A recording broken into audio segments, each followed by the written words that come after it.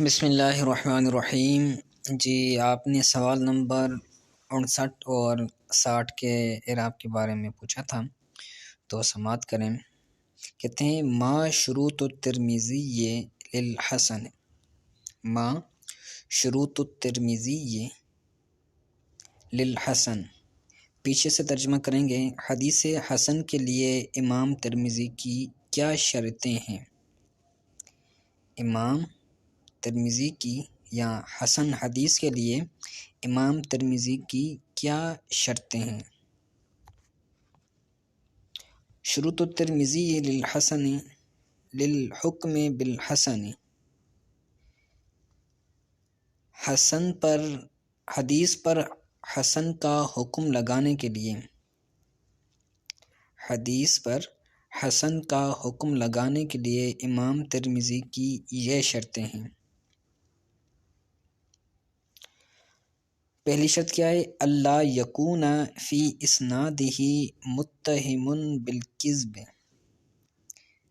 اللہ یکون فی اسنادہ متہم بالکذب یا متہم بالکذب۔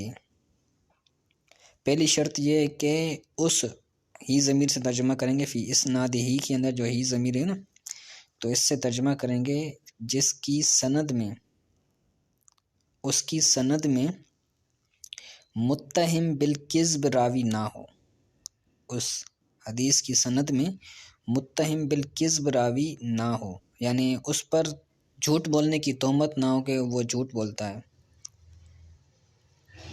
ٹھیک ہے، پہلی شرط یہ ہے۔ اور دوسری شرط ہے اللہ یکون شاذن، وہ حدیث شاذ نہ ہو۔ شاذ روایت آپ کو پتہ ہوگا جس کے اندر ضعیف ثقہ کی مخالفت کریں تو اس روایت کو شاذ کہتے ہیں۔ تو امام ترمذی کی نزدیک حسن حدیث کا شاذ ہونا بھی، شاذ سے محفوظ ہونا بھی ضروری ہے۔ ان یروی من غیر وجہ، تیسری شرط بیان کر رہے ہیں کہ وہ حدیث، وہ حسن حدیث کسی اور وجہ سے روایت، کسی اور وجہ سے روایت ہو، یعنی اس کا ایک اور طرق بھی ہو، اگر اس طرق کے علاوہ دوسرے طرق سے بھی وہ روایت مروی ہے تو یہ تیسری شرط امام ترمذی کی حدیث حسن کے لیے۔ یہ تینوں شرطیں پائی جائیں گی تو امام ترمذی کے نزدیک وہ حدیث حسن ہوگی۔